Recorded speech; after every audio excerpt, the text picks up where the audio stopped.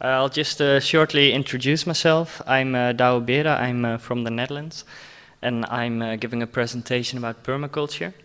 I learned about permaculture when I was in Australia. I was traveling around and I was doing a WOOF project. I don't know if people here know woofing, but it's called Willing Workers on Organic Farms. And I was just traveling around, and you can stay at farms for free, and they provide you with food and lodging, and you have to work 5 hours a day. At a certain moment, I was in the south of Australia, and I was with this English guy who had moved to Australia, and he was a bit of a hippie. He was blowing all the time and meditating all the time. And he had his own fruit garden, but it didn't really work because the cows had to be led into the fruit garden and they ate up all his trees. So he had this nice experiment going on. But he told me about permaculture and it sounded quite interesting. And then I read a book there called Introduction to Permaculture by Bill Mollison. And I just read it in one go and I was like, this is so obvious. Why aren't we doing this? Because of the WOOF experience later on, permaculture is really integrated in Australia. So I could look up other farms that used permaculture. And one of the big and very nice things I visited afterwards was a family in the northwest of Australia on the Atherton Tablelands. And they had built this beautiful fruit jungle with more than 17 kinds of bananas, 3 kinds of passion fruits. I think in total there were over 200 species of fruit. And I was just like, wow, you know, how did you do this?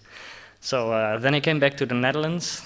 I was Googling on the internet about permaculture. And in English there's a lot of information, but in Dutch there was very little. So I started a website about it. A very simple one.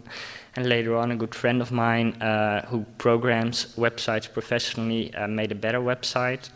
And he also, and together with him and with a lot of people that are dealing with permaculture in the Netherlands, we made the edible plants and mushroom database for Dutch. So that's a short introduction of myself. What will I be speaking about? First, I'll start with permaculture, what is it exactly, then about the history and development of permaculture. Then I'll explain how it works, the main ecological principles, how do you use them in a permaculture system, the 7th plant and root layer, 3 function guideline, which gives the importance of diversity, a living soil and why that's important, zoning, how you plan your own time in the system, and last of all, the different types of resources. I plan to speak about 40 minutes, then leave 20 minutes for questions, and later on there will be a movie about how you can use permaculture in the city. And I will also give some resources where you can, which books to read and which movies to watch if you liked the first movie. Well, first of all, what is it? Permaculture stands for permanent agriculture and permanent culture. Permaculture is not about gardening, it's a design system, and you can use it to build a garden. The broad definition, permaculture, the conscious design and maintenance of agriculturally productive ecosystems to create a diversity, stability and resilience of natural ecosystems. So you're trying to build a human ecosystem, in short. And then after this, permaculture seeks the harmonious integration of landscape and people, providing for their food, energy, shelter, and other material and non-material needs in a sustainable way. Permaculture really sees humans as part of nature, and it tries to integrate a person into its surroundings again, and it tries to close a lot of the loops, but I'll come to that later. How did it start? 2 Australian people, Bill Mollison and David Holmgren. The one with the beard is Bill Mollison, the other one is David Holmgren. They launched permaculture around 1974 in Australia.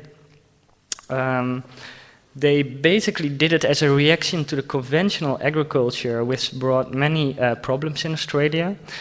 Just a few of them are droughts, eutrophication, so that means that there are too many nutrients in the water. You get a lot of algae which shade out the light, which destroyed a lot of the coral reefs. And last but not least, wind erosion. and because of wind erosion, a lot of loss of the fertile topsoil. Not everybody knows it, but Australia is the driest country, or the driest continent of the Earth, and that's why a lot of Western agriculture methods really didn't work in Australia. And this is how they thought of, well, it's going wrong, so what should we do? Well, they then started observing the woods in Tasmania, because they said, if you look at a forest is always green, it's always producing, it doesn't have any negative output. So what if we start to take a forest as the basics and try to see what principles apply there? And can we use that to build ecosystems that are useful for humans in a certain way? So then you get again to the bottom one, build ecosystems that integrate humans into their surroundings again. So how does it work?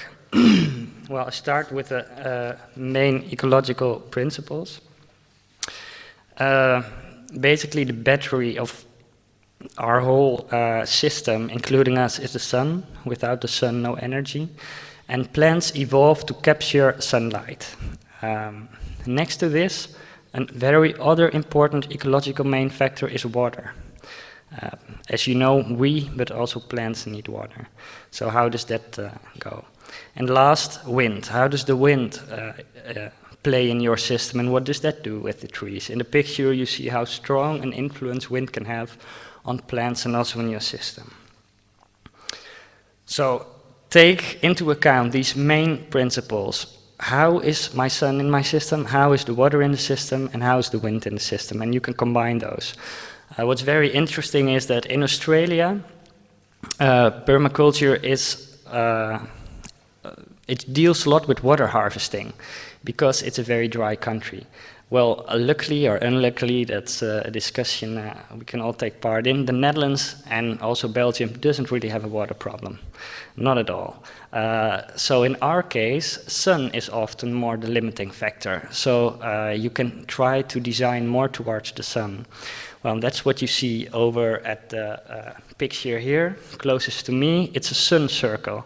What you see is half a circle of trees, and they're aimed at south. So what happens that during the day, when the sun comes up in the east, goes along the south and then to the west, all these trees have full sunlight. So they don't compete with each other for sunlight. Additionally, there is a water pool in the front. This reflects the sunlight. So the trees get sun directly from the sun and indirectly from the reflected water pool. Another advantage this might have is that the water pool gets really hot, so it's a nice place to swim for humans. So this is really the permaculture idea. You try by design to make systems work, both for nature and for yourself. The other picture, I did it all in paint, so it looks a bit unprofessional, but it's good enough, I think, to get the idea across. The top picture is supposed to be a canal, how we have them in the Netherlands. It's just straight. It's actually made to quickly get rid of your water. And the bottom one is what you would find more in a permaculture system. The water in a canal is being transported very quickly. The sun can evaporate water, the wind can take water away. While in the bottom one, you see the curves. Well, first of all, these curves make sure that the water flows more slowly, so it has more time to get into the soil. But next to it, we planted a lot of trees around it. So you have less direct solar irradiation, so that doesn't evaporate water. And secondly, the wind has less power, so it doesn't get evaporated from the wind as well. And because you have tree roots already going into the soil, it's much easier for water to get into the soil. So in this way, you can save a lot of water and store water in your system.